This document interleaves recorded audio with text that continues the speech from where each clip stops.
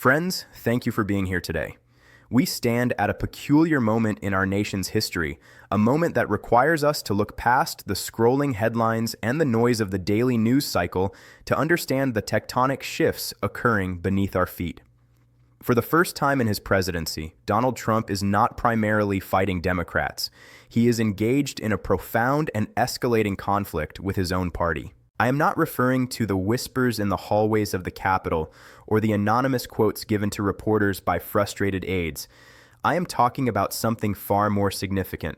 Republican senators standing up on the Senate floor, casting votes against a president of their own party, and drawing a constitutional line in the sand. To understand the gravity of this, we must look beyond the personality politics and examine the structural integrity of our republic. This isn't just political drama, it is a stress test of whether American power answers to the rule of law or to one man's instincts. Today, we are going to walk through exactly what has triggered this internal revolt, why it matters to the future of our institutions, and what most people are missing about where this leads. To understand the depth of this crisis, we must first examine the fracture within the party, which represents a definitive constitutional line. What triggered this sudden shift? It was not a single event, but rather three distinct crises colliding at once: military threats against a NATO ally, an emergency declaration regarding foreign oil, and an accountability crisis that Washington has struggled to explain. Trump's response to this internal pushback has been characteristic: demands for absolute loyalty and harsh rhetoric. However, what makes this moment different is that the old tactics are no longer working. I want to pause here and ask you, in your lifetime of observing American politics, do you see this internal revolt as a necessary check on power or a betrayal of party unity? I would love to read your perspective in the comments.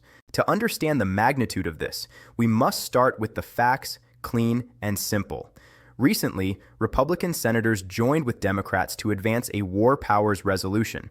For those of us who remember the history of the 20th century, that term, war powers, carries significant weight. This is not merely a technical legislative maneuver.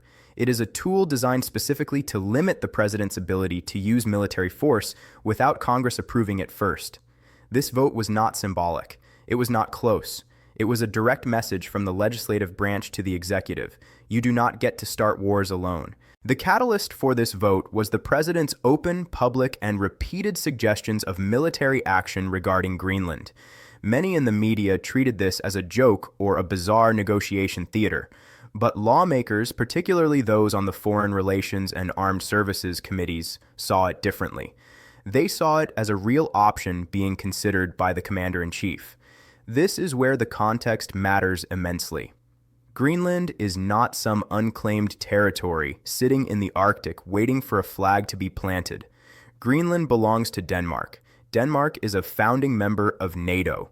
The North Atlantic Treaty Organization operates on a sacred principle known as Article 5, collective defense. This means that an attack on one member is treated as an attack on all members. When an American president begins floating military options against allied territory, it moves beyond unusual. It becomes constitutionally and internationally explosive.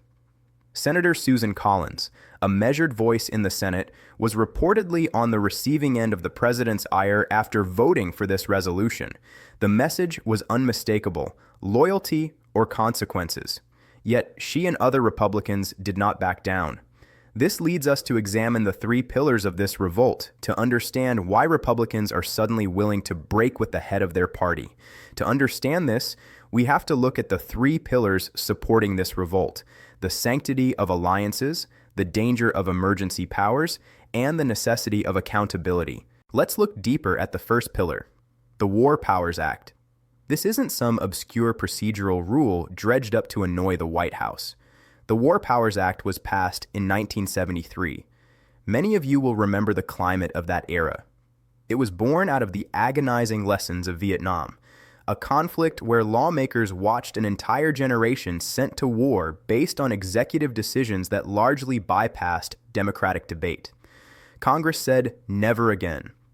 The law requires presidents to consult Congress before committing military forces and limits how long troops can remain deployed without legislative authorization. It is a constitutional safeguard, not a partisan weapon. So, when Trump started discussing military options for Greenland, Republican lawmakers didn't hear a business deal. They heard alarm bells. Greenland is home to Thule Air Base, one of the most critical installations in America's missile defense network. It is a strategic asset we have maintained through cooperation and alliance, not conquest. Any military threat against that territory doesn't just violate international law, it shatters NATO credibility overnight. Consider the number that should give us all pause. NATO's Article 5 has been invoked exactly once in the alliance's 75-year history. That was after September 11, 2001, when Europe stood with America. If the United States were ever perceived as threatening a NATO member, that unity collapses. European defense cooperation would deteriorate.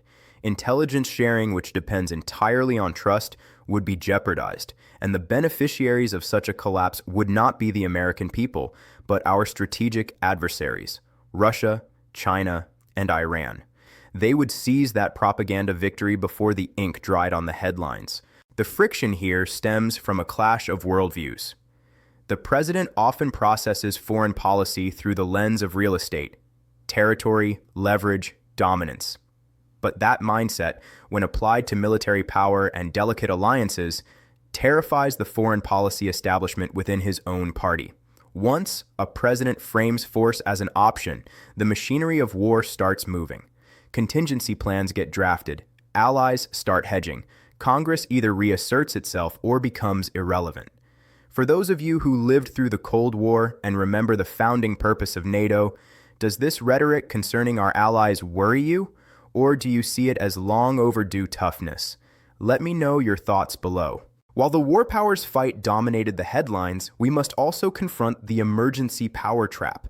A second crisis slipped through with far less scrutiny, yet it may be even more consequential for our domestic governance. I am referring to the president's declaration of a national emergency over Venezuelan oil assets. On the surface, the rationale sounds reasonable to the casual observer. Secure energy assets, reduce dependence on hostile regimes, and protect American interests. But we must look closer. The reality of Venezuela's oil infrastructure is grim. It has been in ruins for years. Decades of socialist mismanagement, corruption, sanctions, and underinvestment have gutted it. Industry experts will tell you that rebuilding that capacity would take a minimum of 10 years and tens of billions of dollars in capital. This begs the question, who actually benefits from this emergency declaration? It is certainly not the American consumer at the gas pump next week. The primary winners would be multinational energy corporations, entities with the capital and expertise to extract and refine Venezuela's heavy crude. We are talking about companies that operate globally, whose profits do not necessarily flow back to American workers or families. But what really caught the attention of constitutional conservatives was the timing. This emergency wasn't declared during an acute, sudden crisis. It was declared during a political firestorm over war powers and oversight, precisely when the administration needed to change the subject and consolidate authority. Emergencies do something very powerful in our system of government. They centralize decision-making. They bypass legislative processes. They allow presidents to act unilaterally. We have seen this administration lean on emergency powers repeatedly, for border wall funding, for trade restrictions, and now this. Here is the trap that many Republicans are finally acknowledging. Today's emergency president becomes tomorrow's normal. This is a principle that conservatives have long understood. Once you normalize unilateral executive power, it does not vanish when your party loses the White House. It gets inherited by whoever comes next. Every Republican voting to support these expansive powers has to ask themselves a difficult question. Do I want a future Democratic president wielding this same authority to declare emergencies on climate, guns, or healthcare without Congress? Because that is exactly the precedent being built. This is a critical point I'd like you to weigh in on. Does the precedent of using emergency powers for policy disputes concern you, regardless of which party is in the White House? This brings us to the accountability deficit, which is perhaps the most bureaucratic front of this conflict, but it is the glue that holds the system together. The president campaigned explicitly on transparency. He promised to release classified documents, specifically framing it as a signature issue of his term. He set expectations high, but months into his term, the results do not match the rhetoric. Timelines have slipped, reviews have stretched, lawmakers, including those on the Judiciary and Intelligence Committees, are now publicly asking why. They are citing Inspector General compliance concerns, statutory deadlines being missed, and commitments that haven't translated into action. This isn't about alleging a grand conspiracy, it is about identifying a process failure. And process failures matter because they reveal whether promises were genuine or purely performative. Here is where we connect the dots between these three crises. Every time oversight pressure increases, the external drama escalates. War threats get louder. Emergency declarations multiply. The news cycle floods with new controversies, and the underlying accountability questions get buried under the spectacle. This is not accidental, it is a strategy. It is the strategy of flooding the zone, exhausting the opposition and the public, making it impossible for anyone to focus on one issue long enough to hold leadership accountable. But Congress isn't an audience that just gets bored and changes the channel. It is a co-equal branch of government with subpoena power, budget authority, and institutional memory. Some Republicans are remembering that they have power too. They are remembering that their oath is to the Constitution, not the president. And that realization is what is driving this revolt. It is a cold recognition that if they don't defend institutional limits now, those limits won't exist later. Now let's look at the Main Street impact and why it matters to you. I know that discussions of War Powers Acts and emergency declarations can feel abstract, the stuff of law school lectures, not daily life. So let's bring this down to earth. Who actually gets hurt when power concentrates and institutions weaken? It starts with American families. Right now, people across this country, perhaps many of you watching, are seeing inflation remain stubbornly high while grocery bills refuse to drop. The core promise that attracted millions of voters was economic security and no new wars. That promise is currently colliding with rhetoric that increasingly sounds like war planning. Voters, especially those with the wisdom of experience, do not separate foreign policy from kitchen table economics. You understand that instability abroad threatens stability at home. If markets panic over NATO fracturing, retirement accounts take the hit. If emergency powers bypass Congress repeatedly, the people lose their voice in how American power is used. Consider the small business owners who form the backbone of our communities. They depend on stability. They need predictable trade relationships, reliable supply chains, and consistent policy. When the American president threatens military action against allied territory, uncertainty spikes. You cannot plan investments when you don't know if the Western alliance is about to fracture. You cannot make 5-year projections when emergency declarations can reshape entire sectors overnight without legislative debate. Imagine a small manufacturing firm in Ohio that exports to Europe. If NATO credibility collapses, European partners start hedging. They diversify supply chains away from American vendors. Not immediately, but gradually. The damage isn't a single headline. It's a slow erosion of trust that costs contracts, jobs, and revenue over months and years. Large corporations face different calculations. Defense contractors watch NATO tensions nervously because alliance fractures threaten the collective security architecture that drives procurement budgets. Financial institutions see emergency power precedents and worry about the rule of law. Predictability is foundational to every investment decision they make. When governance risk increases, capital costs rise. Those costs get passed to consumers. We have already seen stock markets show sensitivity to erratic announcements. Volatility follows war rhetoric. Institutional investors price in uncertainty, and that uncertainty premium lands on ordinary Americans. Internationally, the recalibration is already happening. European defense ministers are privately discussing what NATO actually means if the United States threatens a member state. Canadian officials are assessing Arctic security cooperation. Asian allies are asking whether American commitments remain reliable. And our adversaries are taking notes.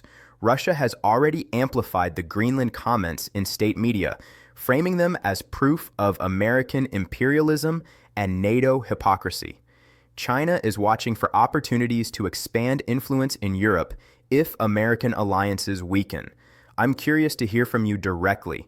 Are you feeling these economic uncertainties in your own retirement planning or local businesses?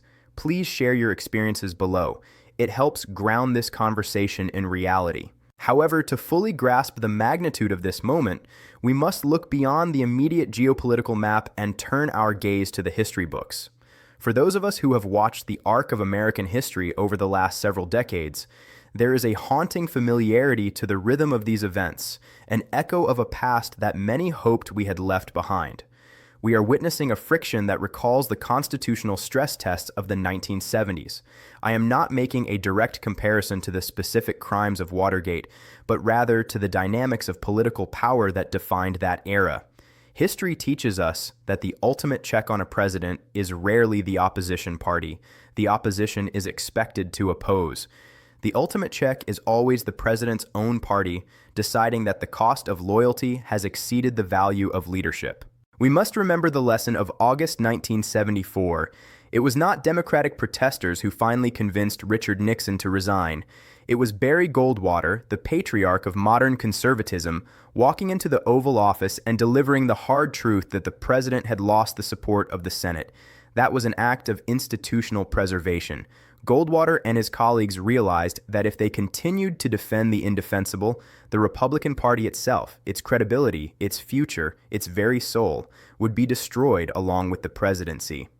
Today, we are seeing the early tremors of a similar realization. The senators advancing the War Powers Resolution and questioning emergency declarations are effectively signaling that they are approaching their own breaking point. They are calculating that the preservation of the constitutional order is more important than the temporary protection of a political figurehead. This internal conflict is exacerbated by a profound crisis of identity within the conservative movement itself. For the audience here today, you likely remember what American conservatism stood for during the Reagan and Bush eras: a steadfast commitment to the rule of law, a belief in fiscal responsibility, a dedication to free trade, and an unwavering support for international alliances as the bedrock of global stability. These were not just talking points. They were the pillars of a governing philosophy that won the Cold War and ushered in an era of unprecedented prosperity. Yet, look at where we stand today. We see a Republican administration imposing tariffs that function as taxes on American consumers, exploding the national debt even during times of economic growth, and now threatening the very alliances that have kept the peace in Europe for 75 years. This is a disorienting inversion of values. For a lifelong conservative senator, supporting these policies requires a suspension of every core belief they have held for decades. The coup we are discussing is, in many ways, a desperate attempt by traditionalists to reclaim the party's identity before it is irreversibly altered. They are asking, if we are no longer the party of fiscal discipline, of strong defense, and of constitutional limits, then who are we? Furthermore, there is a quiet, often overlooked layer to this resistance: the role of the silent institutionalists. These are not the deep state boogeymen of conspiracy theories. These are the judges appointed by Republican presidents who are striking down executive overreach. These are the civil servants and military officers, many with conservative leanings, who are documenting the process failures and insisting on adherence to protocol. Their resistance is not born of leftist ideology, but of a conservative reverence for procedure and order. When a conservative judge blocks an emergency declaration, they are not acting as a political activist. They are acting as a guardian of the separation of powers. This reinforces the reality that the current conflict is not left versus right. It is chaos versus order. The danger of inaction for these Republicans is the permanent normalization of this chaos. If the party apparatus fully capitulates now, accepting that a president can unilaterally declare emergencies to bypass Congress or threaten allies to settle scores, they forfeit the moral high ground forever. They can never again credibly claim to be the party of the Constitution or the party of law and order. That is a generational cost. The senators involved in this pushback understand that while a presidency lasts 4 or 8 years, the reputation of a political party and the integrity of the Senate must endure for centuries. They are fighting not just to restrain a president, but to save the conservative brand from becoming a hollow shell that stands for nothing but the accumulation of raw power. Finally, we look to the road ahead to determine if we face spectacle or stability. So, where does this go from here? I will not pretend to predict exact outcomes. That is not analysis, that is guessing. But we can outline the pressures and possibilities. In the next 30 to 90 days, this Republican resistance will likely intensify. The War Powers Resolution vote was procedural, but it signaled something deeper, a willingness to check executive authority that we haven't seen since this administration began. More oversight requests are coming. The president will almost certainly escalate his rhetoric. He will frame dissent as sabotage and double down on loyalty tests. But here is the thing about crossing lines. Once you have done it, crossing back becomes harder. The Republicans who voted against him have already accepted the political risk. They have already taken the angry calls. They have already faced the threats. At that point, backing down offers no protection, only weakness. The real test arrives on the 6 to 12-month horizon. Can institutions hold? Can Congress maintain oversight discipline when new crises emerge weekly? Can the courts adjudicate emergency power challenges without becoming partisan battlegrounds? If Republican resistance holds, we could see a genuine rebalancing, executive power checked, congressional authority reasserted, and norms reinforced. If it collapses under sustained pressure, we are watching a presidency that operates beyond institutional limits, setting precedents that will shape American governance for decades. This brings us to the conclusion and what you need to take away from this analysis. First, realize that the Republicans pushing back are doing so not out of disloyalty, but out of alarm.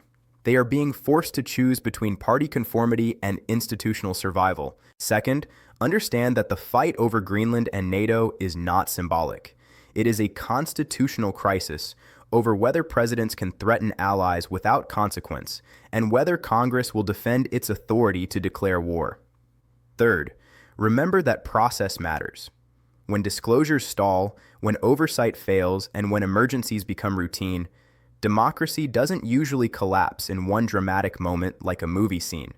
It erodes gradually, bit by bit, until someone finally says no. The question in front of all of us isn't whether one man wins the next news cycle.